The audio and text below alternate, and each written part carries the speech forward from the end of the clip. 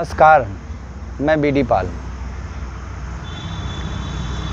My dear students, मेरे प्यारे बच्चों, मैं जो अभी आपको नाउन पढ़ा रहा था, उस नाउन में हमने आपसे बात की कि नाउन क्या होता है। आपको बताया था नाउन मीन्स होता है नेमिंग वर्ड या नाम वाले शब्द, या इस प्रकार कहें कि नाउन जो होते हैं वो इंग्लिश के नेमिंग वर्ड होते हैं, अर्थात जिस भी शब्द का और जिस भी वस्तु का, जिस भी स्थान का, जिस भी व्यक्ति का नाम होता है उसे नेमिंग वर्ड के नाम से जाना जाता है। फिर हमने आपको बताया कि नाउन के 5 प्रकार होते हैं: proper noun, common noun, material noun, abstract noun and collective noun.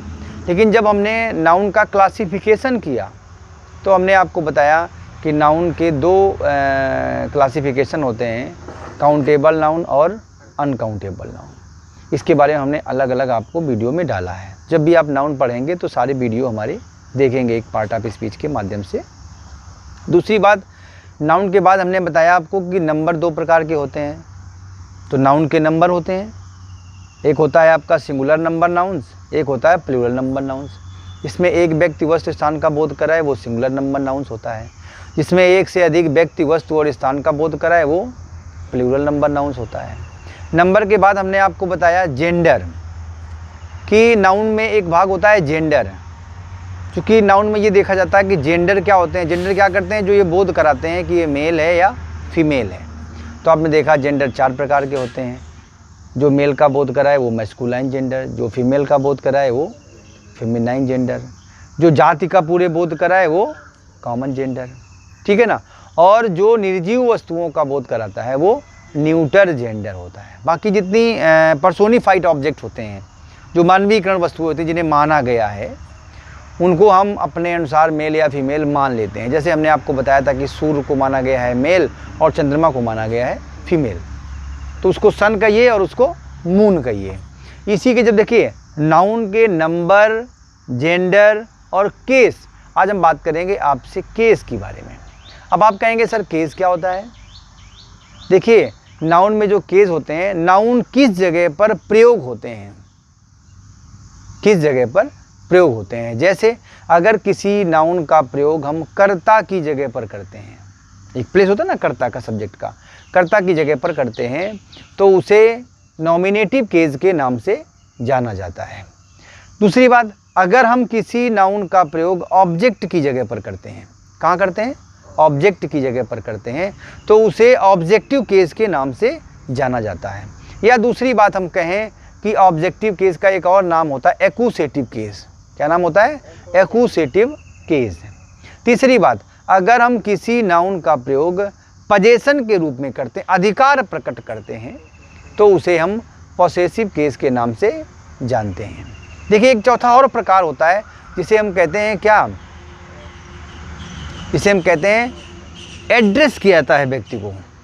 क्या करते हैं, एड्रेस करते हैं, तो उसे हम क्या कहते हैं, संबोधन कारक कहते हैं। क्या कहते हैं, उसे हम संबोधन कारक कहते हैं।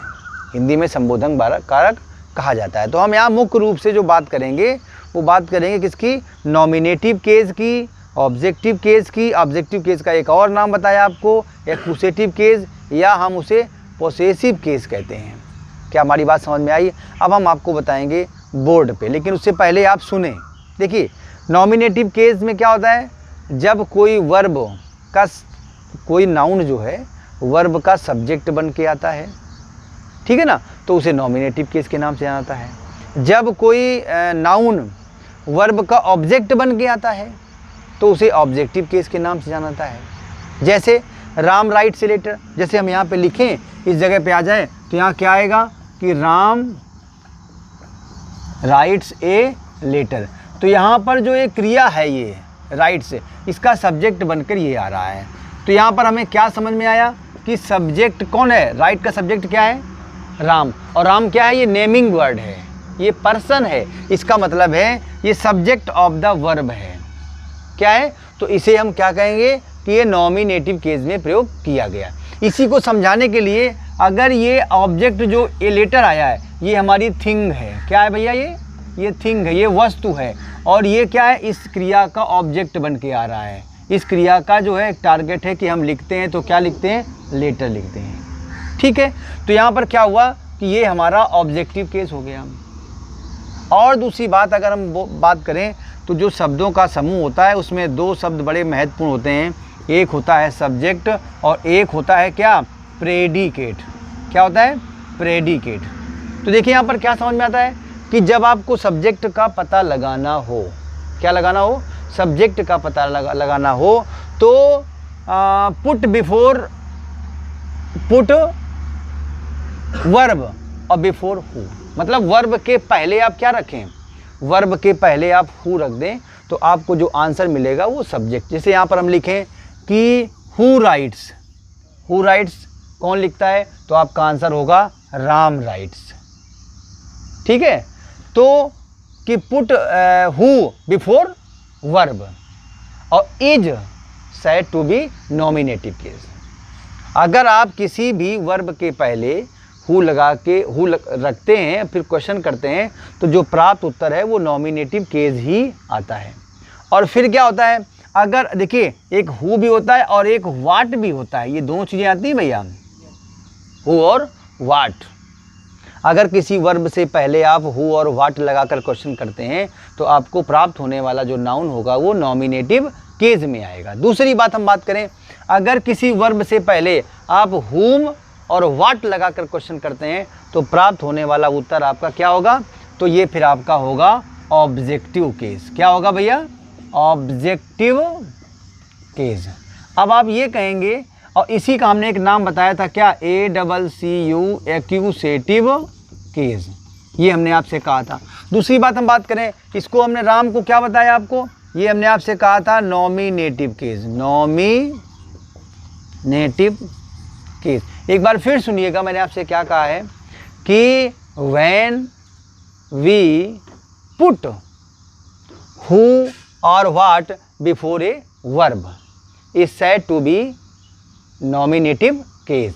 अगर आप जो है हु और व्हाट से पहले, सॉरी वर्ब से पहले हु और व्हाट लगाकर क्वेश्चन करते हैं तो जो प्राप्त उत्तर आपका होगा वो नॉमिनेटिव केस आएगा और वो क्या होगा, नाउन होगा। ऐसा नहीं कि आप नॉमिनेटिव केस पढ़ रहे हैं या आप केस पढ़ रहे हैं तो आप भूल जाएं कि ये नाउन नहीं है, ये नाउन ही होते हैं। नाउन में नंबर होते हैं, केस होते हैं, जेंडर होते हैं, रिलेशन, इनको हम रिलेशन भी कहते हैं। तो यहाँ पर ये नाउन कहता है कि जब किसी वर्ब के पहले आपको नॉमिनेटिव केस पता करना हो तो आप क्या करें कि इस वर्ब से पहले आप हु या व्हाट लगाकर क्वेश्चन करें तो आपको उत्तर तुरंत क्या हो जाएगा। जैसे हमने पूछा हु राइट्स कौन लिखता है, तो आपका जवाब होगा क्या, राम राइट्स। तो राम क्या हो गया, नॉमिनेटिव केस हो गया। जब आप वर्ब से पहले हुम और व्हाट लगा क्वेश्चन करते हैं तो आपका जो प्राप्त उत्तर होता है वो क्या होता है, ऑब्जेक्टिव केस होता है। ठीक है ना। और जब वर्ब के पहले, फिर सुनिएगा, जब वर्ब के पहले आप हुज लगाकर क्वेश्चन करते हैं, क्या करते हैं, हुज लगाकर क्वेश्चन करते हैं, मार्कर गड़बड़ कर रहा है आपका। देखिए जब आप हुज लगाकर क्वेश्चन करते हैं तो जानते हैं क्या होता है, तब आप पता करते हैं किसका, पोसेसिव। आप पोसेसिव केस का आंसर पता कर लेते हैं। ठीक है ना। जैसे आप देखिए यहाँ पर क्या लिखा है, जैसे हम यहाँ पर लिखें दिस इज रामाज हाउस, यह राम का घर है, और आप पूछेंगे कि whose house, whose house is this.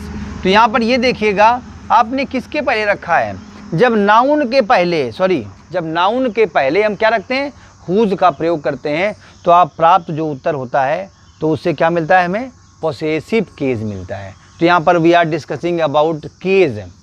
There are 3 types of cases, nominative case, possessive case और objective case. We know another name of objective case, accusative case. दूसरी बात क्या आती है, तो हमने यहाँ पर आपको बोर्ड, अब हम आपको बताएंगे डिफिनीशन इसकी लिखवाएंगे तो आपको जल्दी समझ में आ जाएगा। अब आप देखिएगा डिफिनीशन बोर्ड पे। ओके, मैंने आपको लिखित रूप से एक एग्जांपल दिया है, मैं आपको जो पढ़ा रहा था कि जो केस होते हैं वो कितने प्रकार होते हैं, 3 प्रकार के। एक का नाम होता है नॉमिनेटिव केस, जिसे हम कर्ता कारक के नाम से जानते हैं। दूसरा होता है पोसेसिव केस, जिसे हम संबंध कारक के नाम से जानते हैं। तीसरा होता है ऑब्जेक्टिव केस, जिसे हम एक्यूसेटिव केस के नाम से भी जानते हैं, कर्म कारक कहते हैं उसे।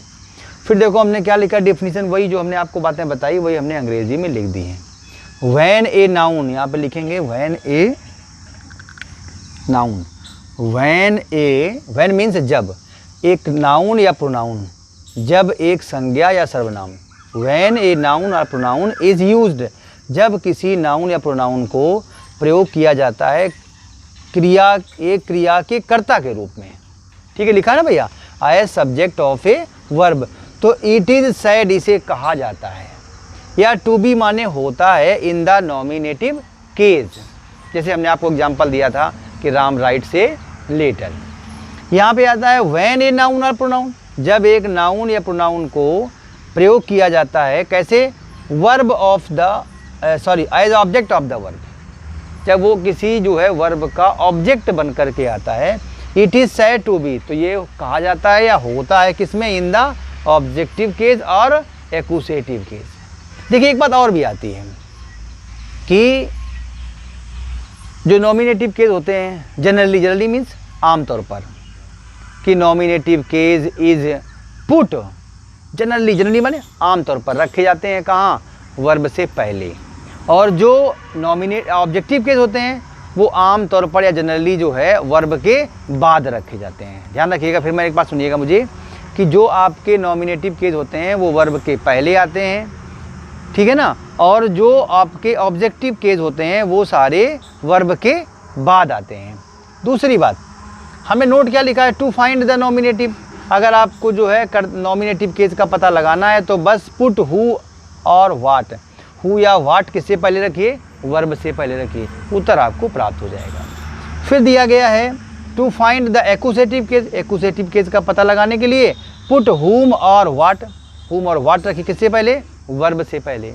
फिर हमने यहाँ पर क्या लिखा है, देखिए इसको भी समझने वाली बात है, एक नई चीज़ मैंने बताई यहाँ पर कि ये noun which comes after preposition, एक संज्ञा जो आती है किसे, प्रीपोजिशन के बाद में, ठीक है, is also said to be in the accusative case, उसे भी ऑब्जेक्टिव केस में माना जाता है या होता है। जैसे मैं एग्जांपल दिया है, the book is on the desk, देखिए ये बुक है, ये वर्ब है, वर्ब के बाद में ये प्रीपोजिशन आया वो ऑन, और इसके बाद में ये ऑब्जेक्ट रखा हुआ है, तो ये क्या हुआ, ये एक्यूसेटिव केस है या ये ऑब्जेक्टिव केस है। तो मैंने यहाँ पर क्या बताने की कोशिश की है कि जब कोई ऑब्जेक्ट नाउन गवर्न होता है किससे, प्रीपोजिशन से, तो वो भी एक्यूसेटिव केस में रहता है, क्योंकि आप में देखिए हम यहाँ पर तो आपको ये बता रहे हैं कि जनरली आमतौर पर जो एक्यूसेटिव केस होता है वर्ब के बाद में आता है, और जो आपका नॉमिनेटिव केस होता है वर्ब से पहले आता है।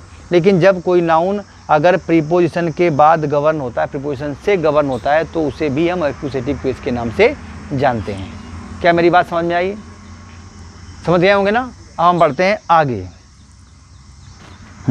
देखिए तो हम यहाँ पर बात कर रहे थे कि अभी जो तीसरा हमारा पॉइंट बचा हुआ है उसका नाम है क्या, पोसेसिव केस। इसे हम क्या कहते हैं, संबंध कारक कहते हैं। अब यहाँ पर समझने की बात ये देखिए, यहाँ पर लिखा है दिस इज़ रामाज हाउस, ये किसका घर है, रामा। तो यहाँ पर देखिए इसको हम हुज से पता करते हैं, नाउन के पहले हुज लगा दीजिए, अपने आप आपका जो पोसेसिव केस होगा वो निकल के बाहर आ जाएगा। इसके एक और देखिए, पोसेसिव केस में जो ये यस लगा होता है, इस यस का एक रूल होता है।